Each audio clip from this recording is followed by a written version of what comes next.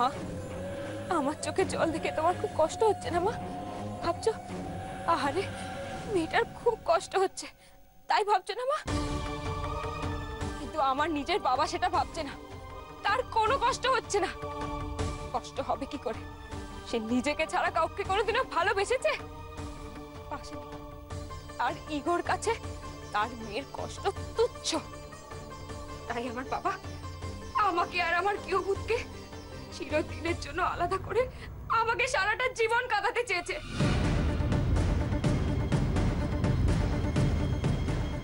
ঠিক আছে বাবা, একলা করে দিতে চেয়েছিলে তো আমাদের, যাতে আমরা মানে তোমার কাছের লোকেরা তোমার দখলে থাকি। কিন্তু বাবা, মানুষকে দখলে রাখতে গেলে আগে তাদের মনের দখল নিতে হয়, ভালোবাসা দিয়ে বুঝতে হয়। কিন্তু সেটা তুমি কখনোই বোঝো, বুঝতে চাওনি আর বুঝবেও না। বেশি আগলাতে গিয়ে, আটকে রাখতে গিয়ে সব কেমন তোমার হাতছাড়া হয়ে যাচ্ছে। দেখো বাবা, আজ আমরা সবাই তোমায় ছেড়ে চলে যাব। আমাদের একলা করতে চেয়েছিলে না তুমি? দেখো আজ কেমন তুমি নিজেই একলা হয়ে গেলে। একলা হয়ে গেলে তুমি।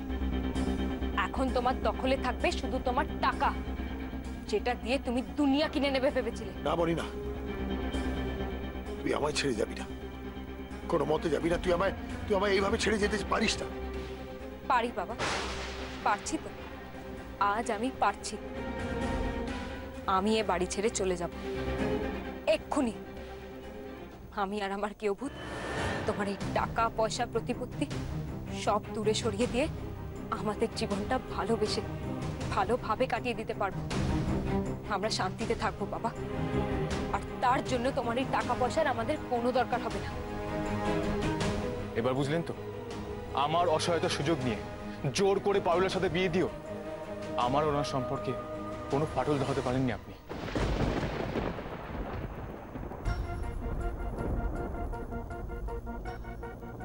আর আজকেও আপনি পারুলকে দিয়ে যে নোংরা খেলাটা খেললেন আমাদেরকে আলাদা করার জন্য, তাতে তো কোনো লাভ হলো না।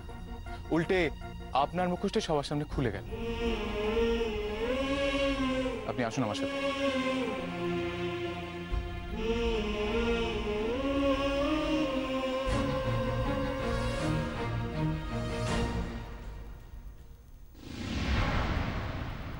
চলো মা। এই মনি, মনি, মনি, আমাকে ছেড়ে যাস না। তুই যাস না মনি, তোকে ছাড়া আমার কেউ নেই। আমি একা হয়ে যাবো মনি। এরা চলে গেলে কি করে হবে? না না, এরা যেতে পারে না।